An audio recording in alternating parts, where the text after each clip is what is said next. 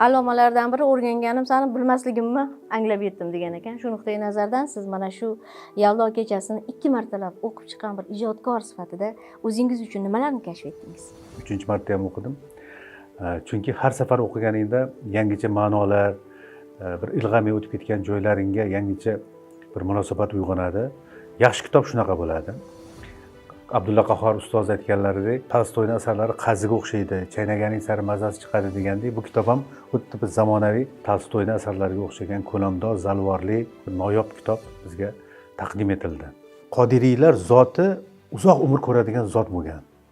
Dadasi yuzga kirgan, yana bir qarindoshlari uzoq umr ko'rganligi to'g'risida ma'lumotlar bor. Agar mana u tibbiyot taraqqiy etgan zamonda la'nati bu qatag'on bo'lmaganida biz balki Qodiriy boboni ko'rgan bo'lardik. Balki bir 100 yoshlarga kirganda ham biz zamonamizga yaqin inson bo'lib, bizga qanday buyuk asarlarni yozib bergan bo'lardilar. Chunki bu haqida o'sha manbalar, u kishi yozmoqqa chog'langan asarlar o'zi aytib turadi.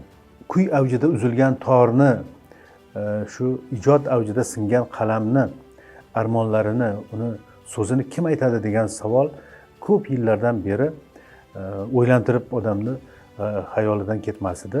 Qodiriy boboda shu o'tgan kunlar ham o'sha haligi yozg'uvchidan degan bir ozgina bir eskartma bilan yakunlanadi va bilasizki, bu eskartma keyingi yozilajak asarlar uchun bir maydoncha paydo bo'lgan.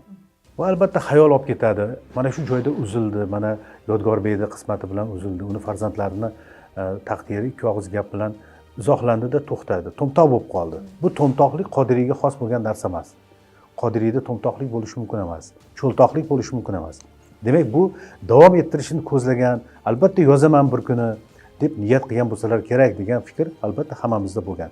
Keyin nima bo'lgan ekan degan savol albatta bo'lgan. Mana shu bo'shliqni to'ldirish kerak bo'lgan bir zarurat, tarixiy zarurat bor edi. Va bizda ko'p savollar bor edi. Masalan, mening o'zimda bir talay savollar, misol uchun nima uchun jadidlar Milliy ozodlik harakati bir a'zolari degan bosmachilar deylik Qo'shtirnoqda o'shalar bilan birga birlashmadi yoki bo'lmasam nimaga muxtoriyatni hammasi bir ovozdan qo'llab-quvvatlamadi? Nima uchun Turkiston bu darajada oson taslim bo'ldi degan va boshqa ko'plab savollar. Va jadidlik harakatini o'zi qanday yuzaga chiqqan degan savolga ko'p masalalar bor edi. Bularga oydinlik kiritadigan gazetalarda, o'sha davrda gazetalarda yoki esdaliklarda masalalar bor, lekin bu chetdan turib qaralgan nigoh yo'q edi. Asarning muvaffaqiyati Qodiriy bobomizning ovozlari kelib turibdi. Qodiriy bobomizning lutflari kelib turibdi. Voqea yana shu Marg'ilonda, Namangonda, qisman To'raqo'rg'onda kechayotgan bo'lsa, o'sha joyning ob-havosiyu, o'sha joyning so'zlari, ohanglari kelib turibdi. Hali aytib o'tgan savollarimga javoblar topdim va juda quvondimki, masalan, o'sha paytda jadid bobolarimiz gazetalar chiqargan desang, demak osongina bo'lgan ekanda, demak. Chiqarib yuborganda gazetani xohlasa. To'g'ri, shu jarayonlarni ham batafsil berganda, mana shu nimada maktab ochish masalasi, xotini Zumradni o'qitib, unga ayollar maktabi ochib berishi va u maktabda qanaqa bo'lgan odamning ko'zini oldiga keladigan manzaralari bilan mana shunda tasvirlangan. Asar oxirida yana bir katta bir fojia bilan yakunlanyaptiki, shu Sovetga xizmat qilgan, o'zini bag'ishlagan, sidqi dildan mana shu demak mafkurani yoqlagan Ozodbek oxirgi damgacha o'zini o'limiga ishonmay turgan. Tasavvur qilish kerakki, jadid bobolarimiz ham olib chiqib xuddi shunaqa otishgan. Demak, ularda ham ko'nglida oxirgi ilinj turibdi va odamni nihoyatda hayotiy bir achchiq bir haqiqatga ro'para qiladiki, muallif oxirgi daqiqagacha bu hazil edi, sizlarni sinash uchun olib chiqdik bu yoqqa, biz sizlarni o'ldirmoqchi emas, biz sinamoqchi edik deb hazillashadi va ichkariga kiramiz, bizni ozod qilib yuboradi.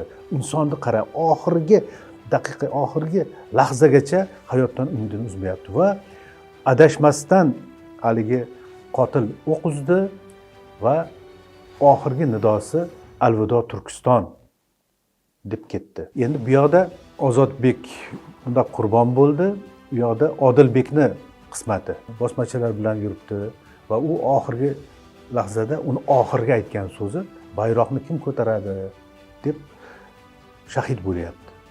endi ikkalasi ham savol qo'yyapti, ikkalasi ham biz oldimizga kelajak avlodga umuman shu Turkistonga, o'zbek xalqiga savol qo'yyaptiki, bayroqni kim ko'taradi?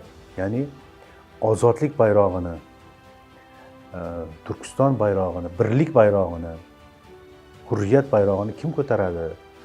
Kim bunga munosib? Keyingi tahlillarda bormi shunaqa ko'taradigan desa, men ko'taraman degan izdoshlar chiqyapti.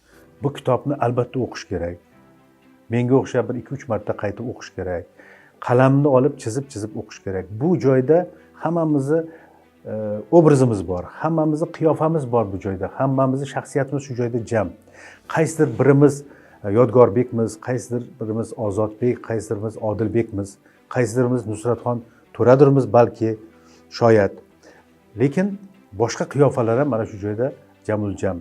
Millatni sotishga shay bo'lib turgan odamlar, ikkiyuzlamachilar, sotqinlar, xoinlar va shular bilan birgalikda jasur, fidoyi shaxslar, haqiqiy o'zbekni haqiqiy farzandlari to'g'risida juda ham chiroyli odamni zeriktirmaydigan haqiqiy o'zbekona badiiy ifodasini topgan roman.